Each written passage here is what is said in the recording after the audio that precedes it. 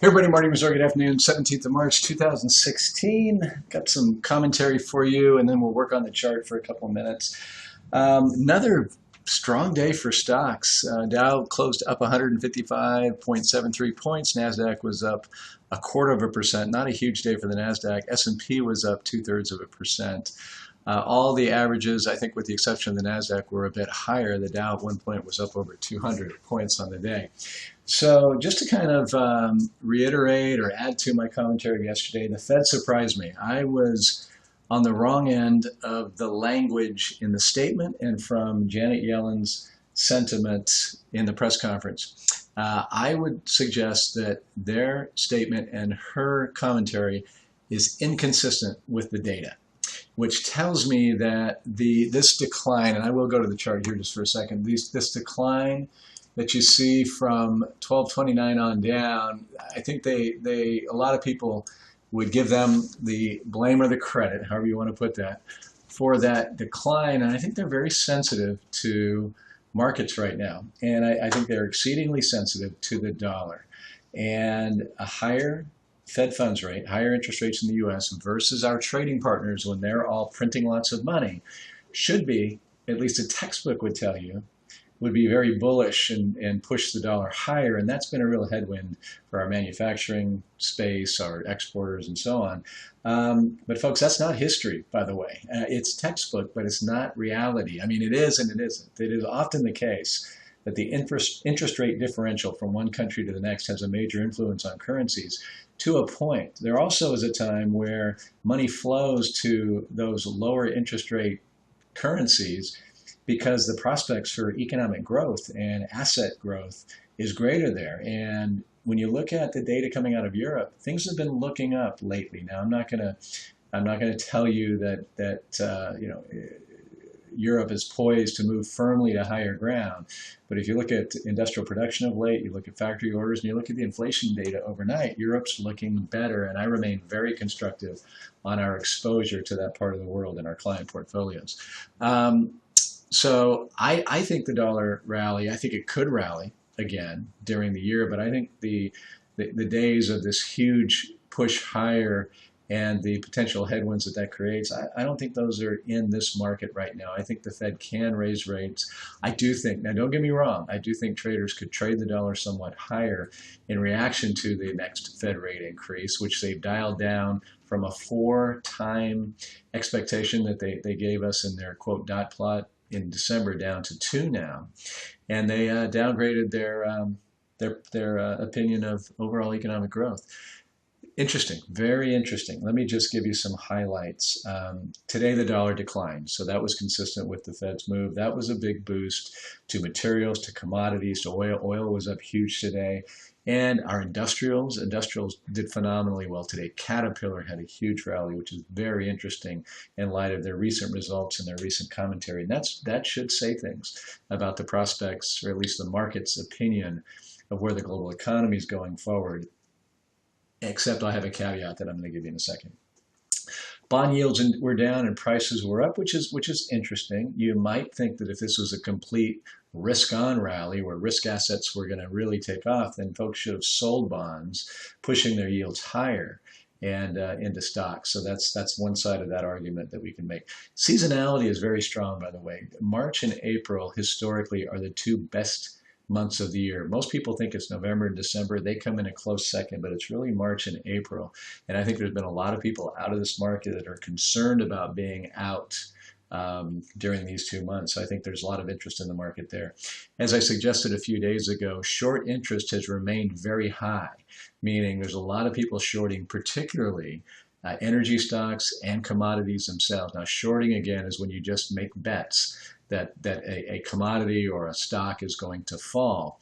If you're wrong and if it moves against you, you can lose massive amounts of money.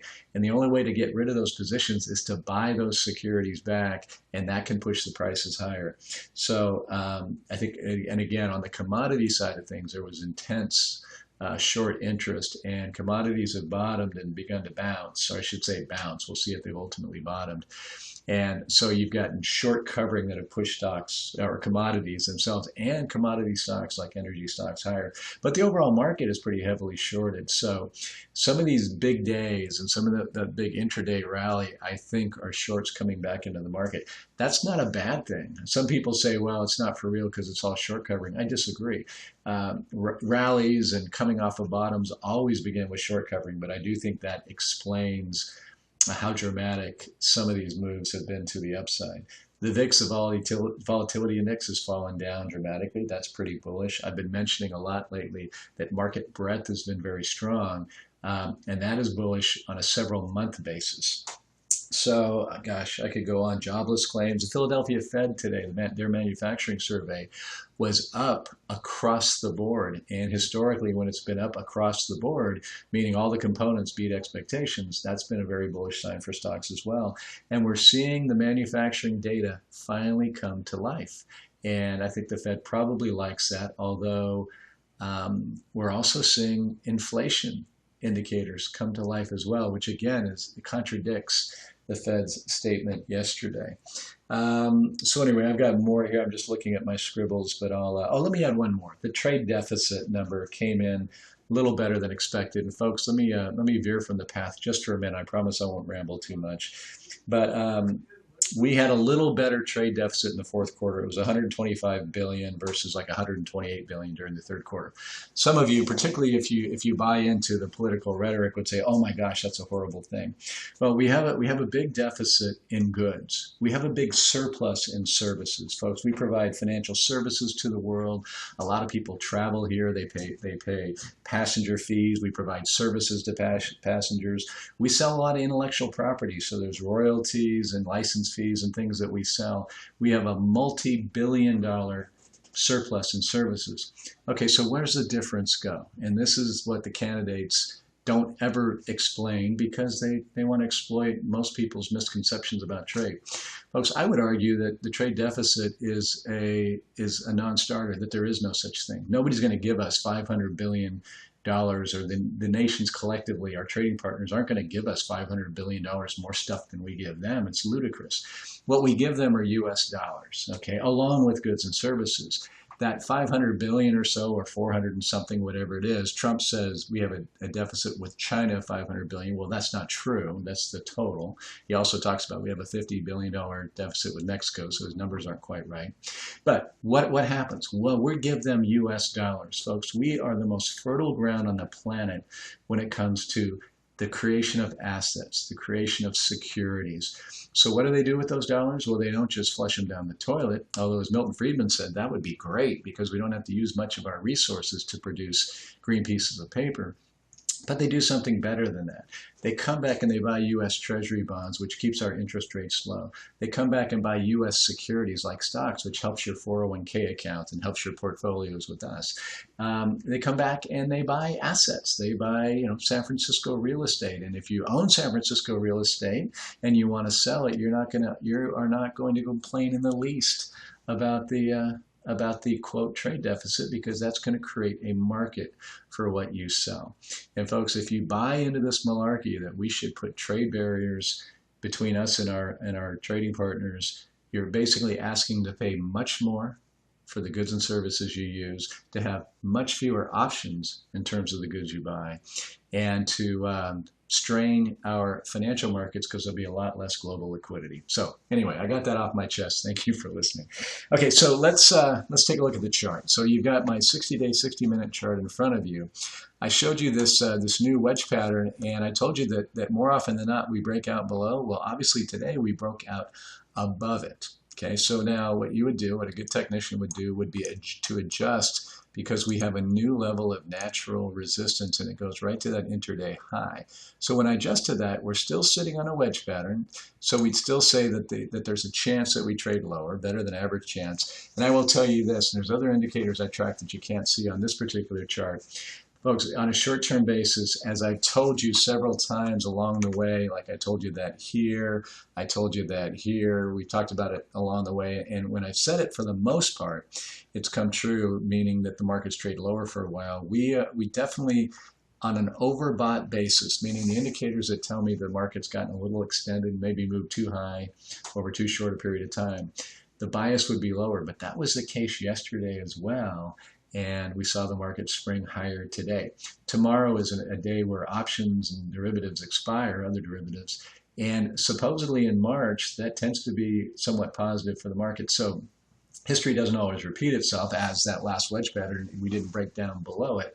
Although we could fall right back into it and break down from there. But you know, we could finish the week pretty well if history repeats itself. But I would say sometime between now and when we test that all-time high, and I believe we'll get there, I would expect to see the market give back some. We have this oops pattern, if you will, this gap to fill on the downside. And by the way, you may recall as I started drawing these circles, we had 3 yellow circles over here, and I promised you folks we'll live long enough to see those get filled. Well, 2 of the 3 have been filled, and we're just within a stone's throw of the other one. And I mentioned that's a phenomenon that happens about 90% of the time. Well, notice we have one down here below, which means the market would have to come down to fill it, and we have one way down here. And I still think that is very much within the realm of possibilities in a 2016. But when I say 90-some%, that means some of them have been left behind. And the fact that we keep making all-time highs over time means the few percent that are left behind are the ones down near the bottom of the chart. So this could be one of those. And we could fill it. And either one of those scenarios would be perfectly okay for us long-term investors. So folks, let's now look at the 1-year chart.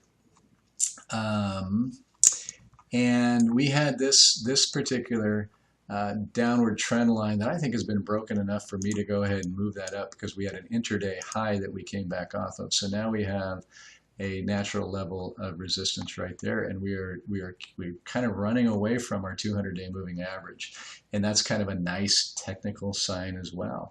So we're seeing some real technical strength. We've broken through what was previously some pretty strong resistance levels and broken through them noticeably.